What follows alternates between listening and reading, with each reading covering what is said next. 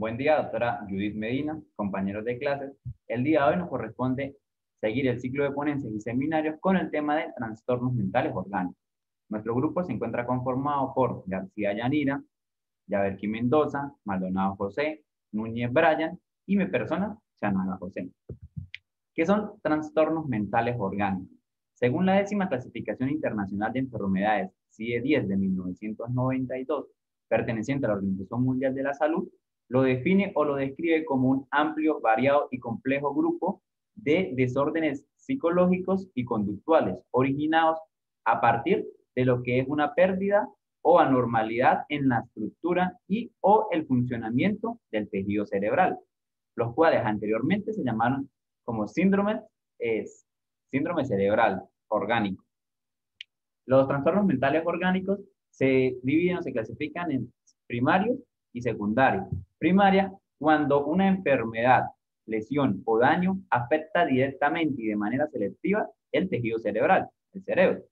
Por otra parte, tenemos secundaria, la cual es tras enfermedades sistémicas o alteraciones orgánicas determinan el mal funcionamiento de dicho tejido cerebral. Cabe destacar que los trastornos cerebrales ocasionados por el consumo de sustancias, incluyendo el alcohol, entran parte de este gran grupo, que son los trastornos mentales orgánicos secundarios, pero por diferencias taxonómicas se describen en otra sección aparte.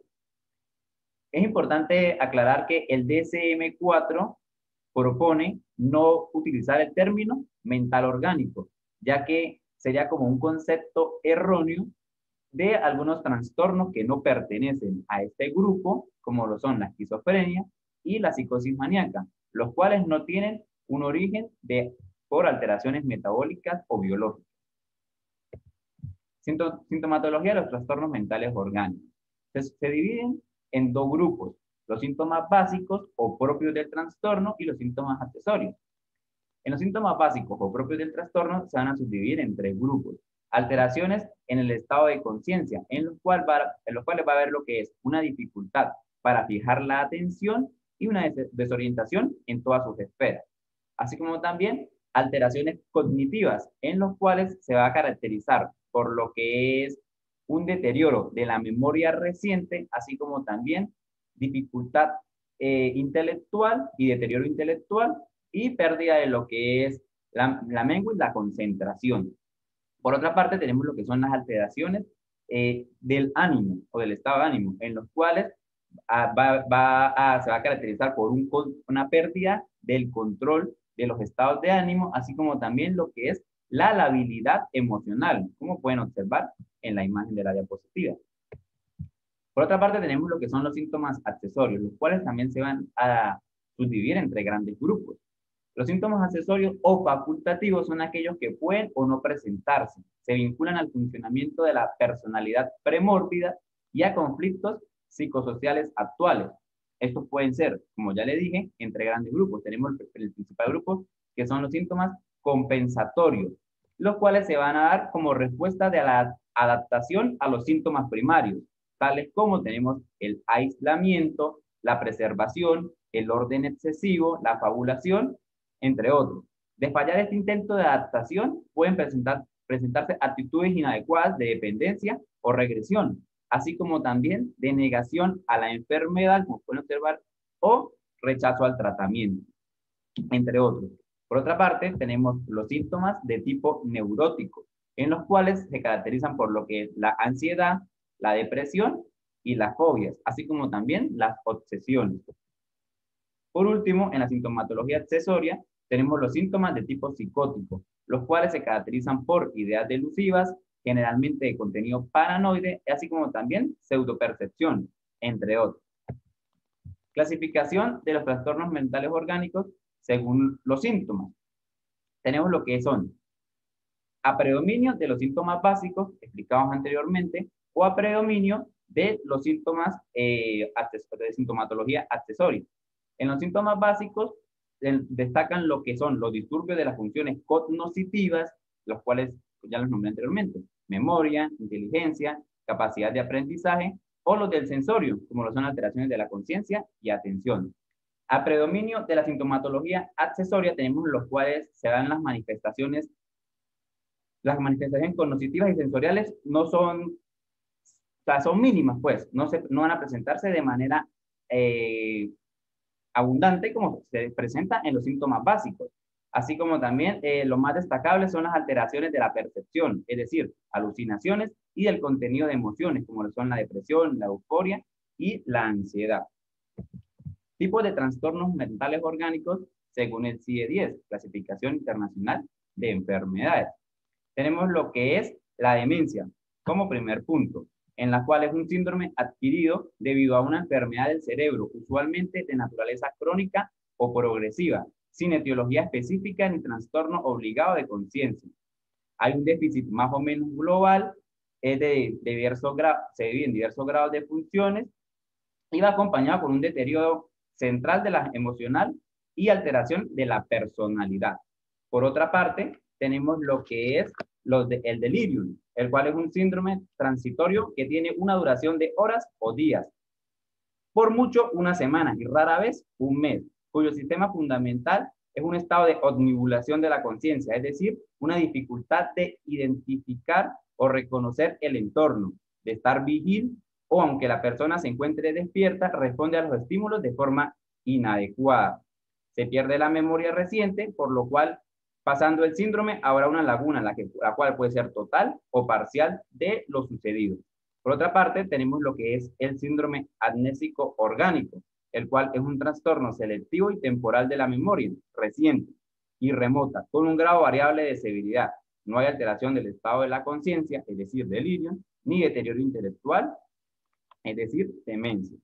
Por otra parte, tenemos lo que es la alucinosis orgánica, la cual es un trastorno con sintomatología única y fundamental de alucinaciones, ya sean auditivas, visuales, táctiles u olfatorias, causado por un factor orgánico específico. El más frecuente se desarrolla después del abandono o la abstinencia al consumo de alcohol.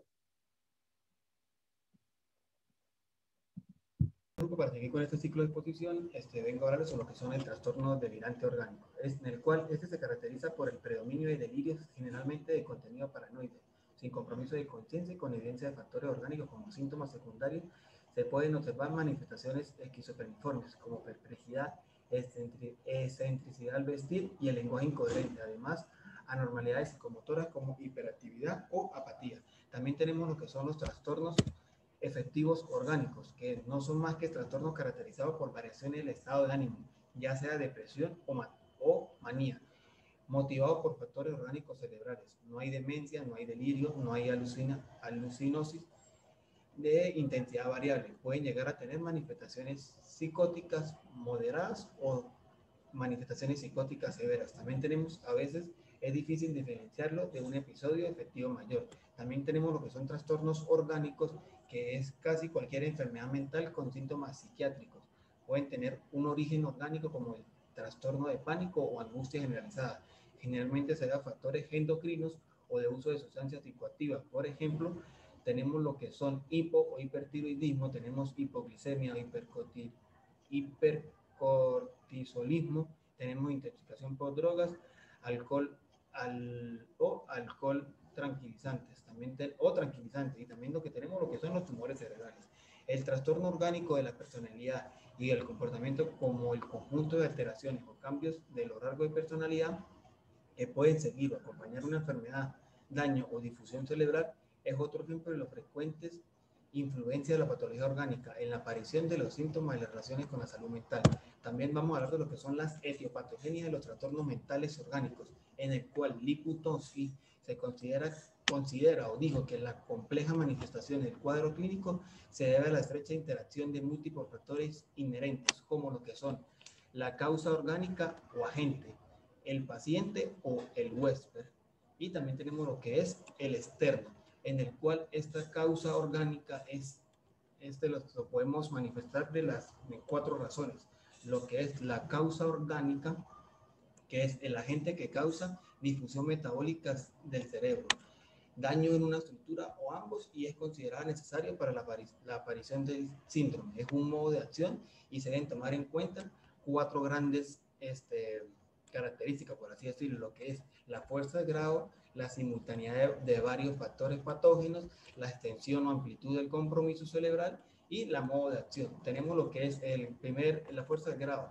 Esto se dice que se refiere a la mayor cantidad o intensidad de la acción de la gente, así sea, de mayor grado de hipoglicemia o hipoxia, toxinas circulantes, entre otros, o la mayor severidad del traumatismo encefalocraniano que aumentará la probabilidad de la disfunción cerebral. También tenemos lo que es la simultaneidad de varios factores patógenos en el cual, tal cual sucede en las quemaduras severas, cirugía por infección, entre otras. Así, por ejemplo, lo que es el delirium postquirúrgico, se aunan lo que son los factores de estrés por intervención del dolor postoperatorio, tenemos lo que es el insomnio, la medicación y la nostalgia. También tenemos lo que presenta lo que es el desequilibrio electrolítico, infección, fiebre, pérdida sanguínea, factores de toxemia, hipoxia, alteraciones del pH sanguíneo, ¿verdad? También tenemos lo que son esto potencia lo que es su efectividad y pueden causar un síndrome de delirio. En un anciano o un infarto cardíaco causan hipotensión arterial que lleva a un estado de delirio más o menos en un 13% de los casos. También tenemos lo que es la extensión o amplitud del compromiso cerebral, en el cual este causa lo que es el daño o una difusión cerebral y se puede tener de dos maneras, bien sea de tipo global o generalizado, en el cual la infusión metabólica cerebral por el déficit del aporte del oxígeno, bien sea glucosa, vitaminas o entre otros sustratos esenciales, o en las encefalopatías metabólicas de origen hepático, renal, pulmonar, entre otros, o en los trastornos estructurales generalizados, sean degenerativos o vasculares, y que sean causas del síndrome de delirio o de estado de confusión y o demencia.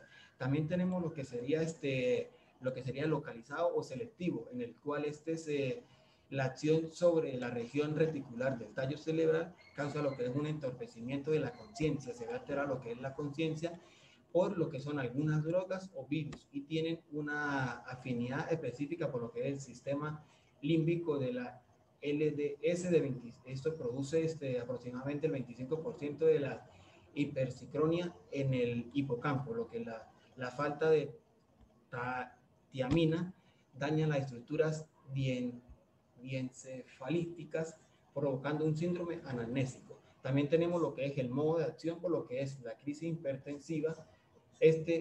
Modo de acción actúa de la siguiente manera: hay una alteración y es repentina y con intensidad, en el cual podemos hablar de lo que sería una crisis hipertensiva hipoglicémica o hipocalcémica. También tenemos o rápidamente lo que es progresiva, lo que es la invasión de una neoplasia maligna y se produce unos grados variables de lo que es un entorpecimiento.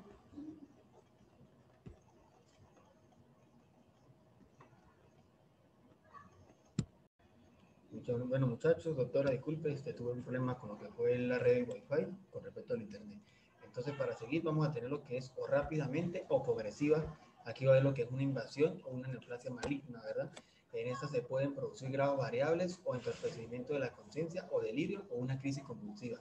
Si el cambio es lento y prolongado, va a haber lo que es un crecimiento de un tumor cerebral, un hematoma subdural crónico y intoxicación crónica con barbitúricos o monóxido de carbono, hipertiroidismo crónico, anemia perniciosa, va a haber lo que es una deficiencia nutricional prolongada, va a haber un proceso degenerativo del sistema nervioso central.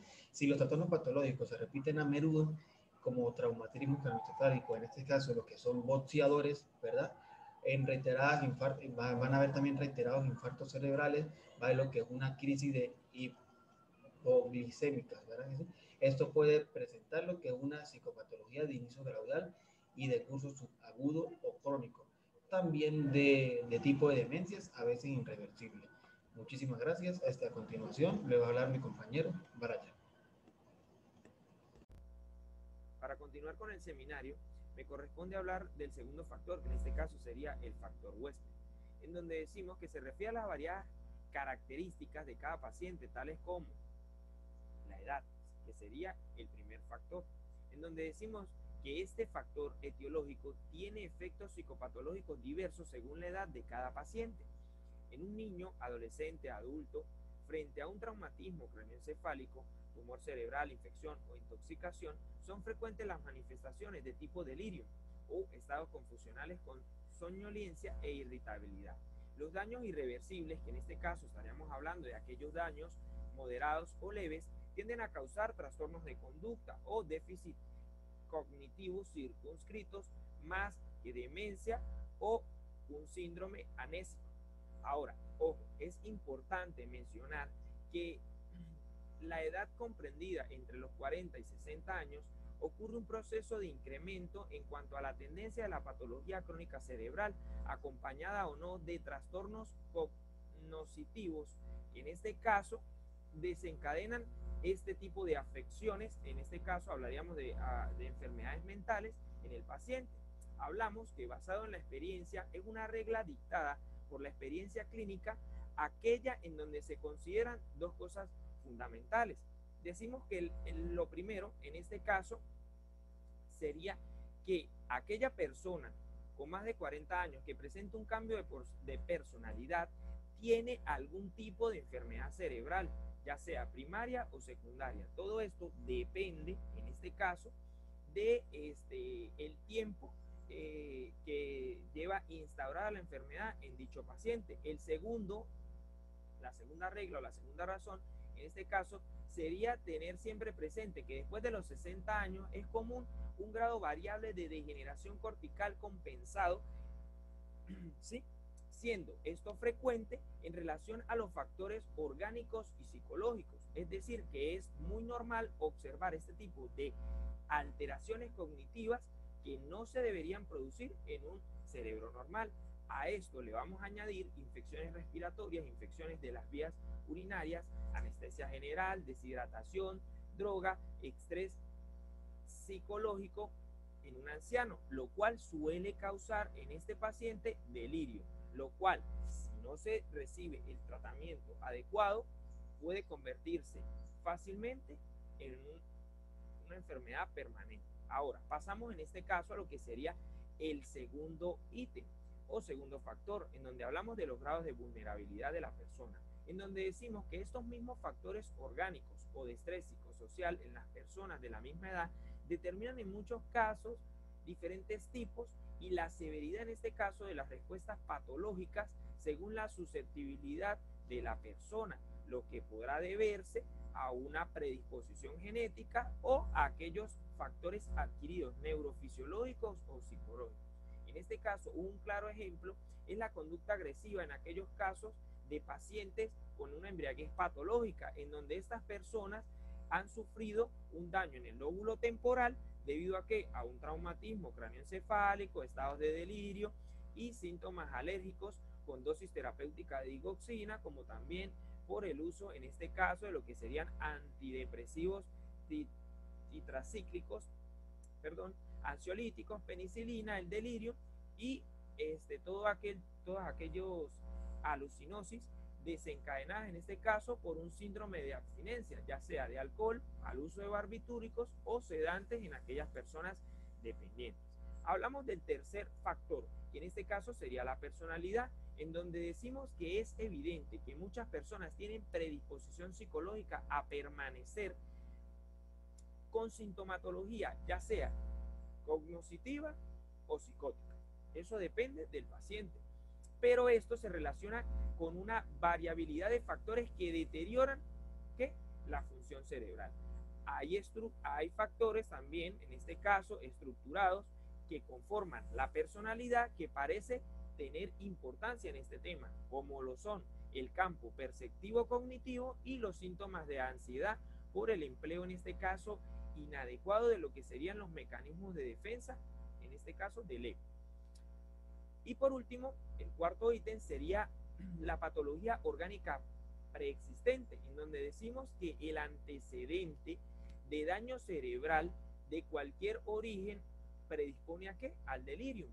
Igualmente, la presencia de enfermedades sistémicas crónicas, en este caso hablamos de enfermedades renales, cardiovasculares, autoinmunes, hepáticas o pulmonares, favorecen a los estados de delirio, como también a los confusionales o demenciales. La privación del sueño y la fragmentación del mismo puede iniciar en un paciente un delirio, especialmente en aquellas personas de la tercera edad. Siguiente. Hablamos del tercer factor, que en este caso sería el factor ambiente. Decimos que en este caso el exceso o defecto de estimulación sensorial, que sería el primer ítem. El segundo, hablamos que es el aislamiento social. Y tercero, encontramos principalmente, mejor dicho, la poca familiaridad del paciente con el medio circulante, en donde decimos que esto puede causar algún grado de deterioro cognitivo o anormalidad de la conducta en una persona con deficiente proceso de información por daño cerebral. Esta población anciana es la más vulnerable, por ende, mencionamos anteriormente como uno de los factores a la edad. Estas influencias junto con las ambientales pueden favorecer el comienzo de un delirio o agravarlo. Ahora, siguiente, hablaríamos de las pautas diagnósticas, en donde decimos principalmente que el diagnóstico definitivo se basa en ¿qué?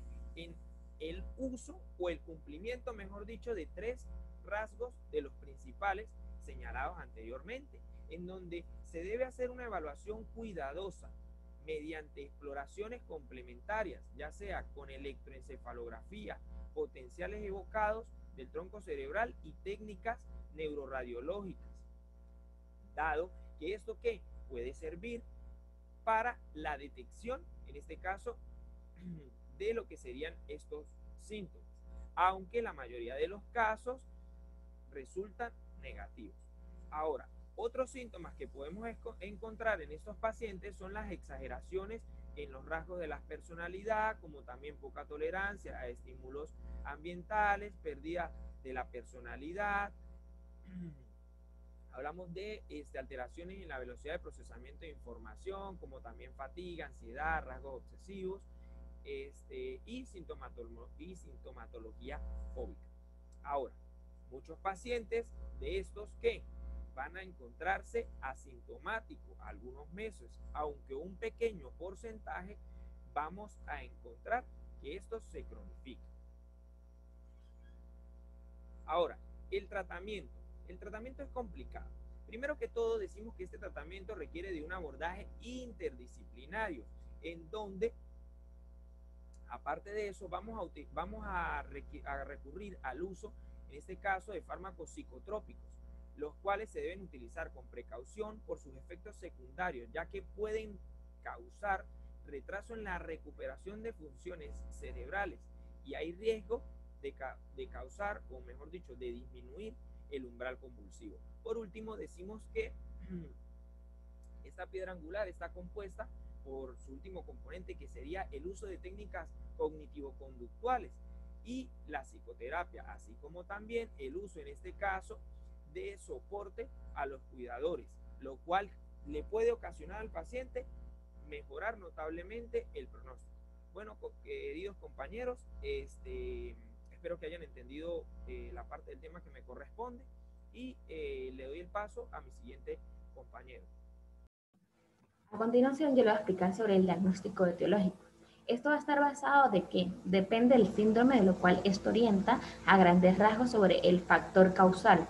Ejemplo, en diferentes patologías como lo son el delirio, las demencias y los síndromes amnésicos.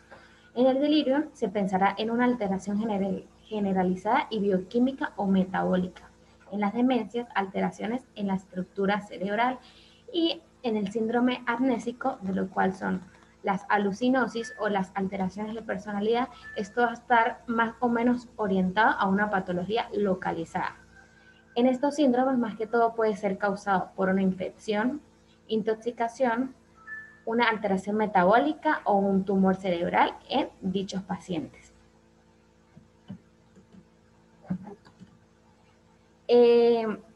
Otros diagnósticos van a ser dados ¿por qué? Por los datos como lo son la anamnesis, los estudios clínicos y los exámenes auxiliares. En los datos, como serán las anamnesis, hay que indagar bien, debido a que esto es muy importante, la historia de alcoholismo, el consumo de drogas, el consumo de barbitúricos y los trastornos de conciencia previos del paciente, como serían cuáles: shock, paros cardíacos o convulsiones. Y las enfermedades metabólicas como serían las diabetes mellitus y el hipotiroidismo. También van a estar dados ¿por qué? Por las infecciones, parasitosis o intoxicaciones anteriores del paciente. En los estudios clínicos van a estar dados ¿por qué? Por examen médico general, examen neurológico, lo cual debe incluir la búsqueda de reflejos, tanto como de presión, tanto como de succión, los exámenes mentales y un examen neuropsicológico si el paciente lo requiere.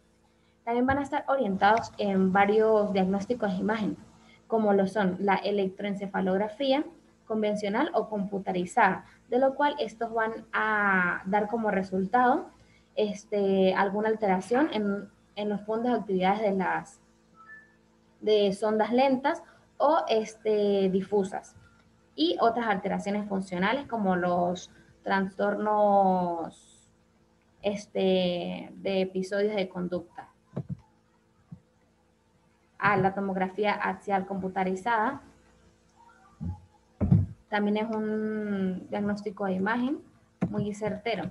Y también van a estar dadas por los tests de que uno le aplicará al paciente, como lo son, ¿qué? Como son los tests psicobiológicos, como el test de Bender, de lo cual es un instrumento psicotécnico de evaluación psicológica, que se emplean para evaluar el funcionamiento visomotor y la percepción visual del paciente. Las puntuaciones, ¿cómo van a estar dadas? Por identificar posibles daños orgánicos, cerebrales y el grado de maduración de la madurez visual del sistema nervioso. Por tanto, el objetivo de este test es evaluar la madurez visual, la integración visomotora, el estilo de respuesta, la redacción de la frustración y la habilidad para corregir errores, habilidades y planificación, organización y así como la motivación del paciente al realizar dicho test. También van a estar dados por el test de Benton, de lo cual esto es un test de retención visual, que es una prueba utilizada para poder determinar si el paciente presenta o no deterioro de la percepción y memoria visual, así como de otros tipos de habilidades como son las habilidades motoras, de lo cual que implican la copia y la reproducción de formas y dibujos. Y este test ha demostrado su sensibilidad a los problemas de electroescritura y problemas de aprendizaje no verbales. También se pueden diagnosticar un daño cerebral traumático, un trastorno de déficit de atención, Alzheimer y otros tipos de demencia. Y la escala de Wechsler es un test psicométrico desarrollado, de lo cual nos provee 4 puntuaciones, como sería la comprensión verbal, el razonamiento perceptivo, la memoria del trabajo y la velocidad de procesamiento. Buenas tardes, a mí me corresponde hablar sobre el tratamiento de los trastornos orgánicos mentales. Para hablar sobre ello, hay que tener en cuenta de que el interés creciente de este varía o está dado estrechamente por lo que es un proceso de los conocimientos, de los trastornos y de los factores etiológicos. Estos son de gran importancia, conocer los factores etiológicos del mismo para poder así realizar el abordaje de cada uno de ellos. En este hay un enfoque general de esos trastornos que hay que tomar en consideración lo que vendría siendo la prevención primaria, secundaria y terciaria. En la prevención primaria se habla que esta tiende a impedir lo que vendría siendo la acción de todos aquellos agentes causales sobre lo que vendría siendo el sistema nervioso central. Y tanto por esto hay que informar a lo que vendría siendo la comunidad en cuanto al empleo de las acciones específicas para evitar lo que vendría siendo intoxicaciones, infecciones, traumatismos, entre otros. La desnutrición también entra allí. Un ejemplo de esto vendría siendo la prevención de la demencia. De esta se da por múltiples infartos que en un 75% de los casos esto se puede evitar.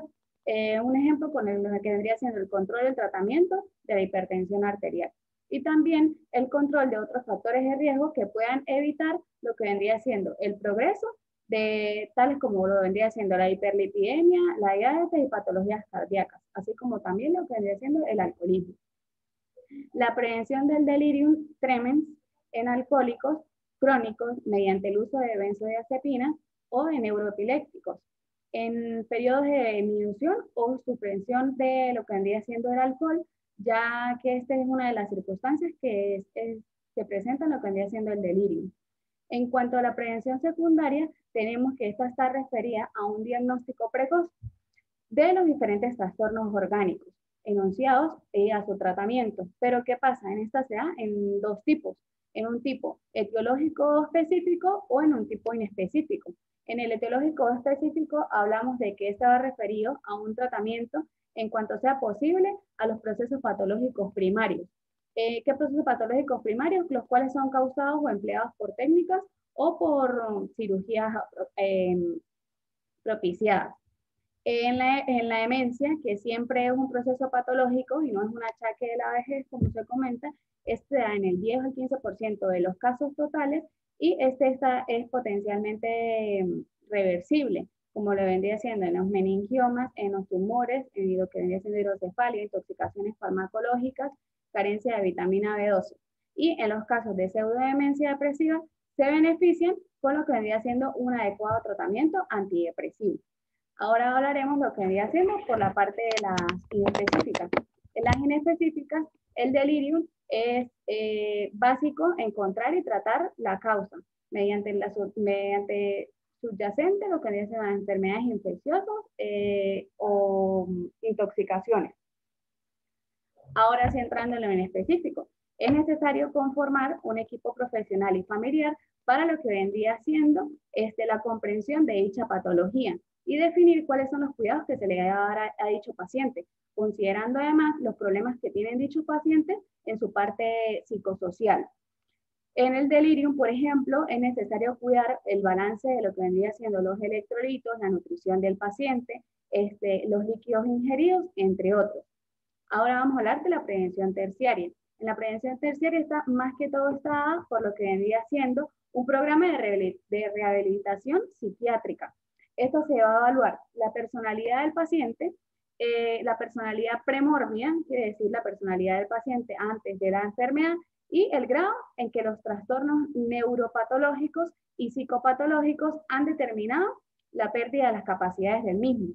¿Qué pasa? Esto va a determinar la pérdida de cada una de las capacidades de dicho paciente. Este se va a fijar en una estrategia que va a utilizar recursos tanto personales como sociales para poder así hay que tener claro que estos tienen que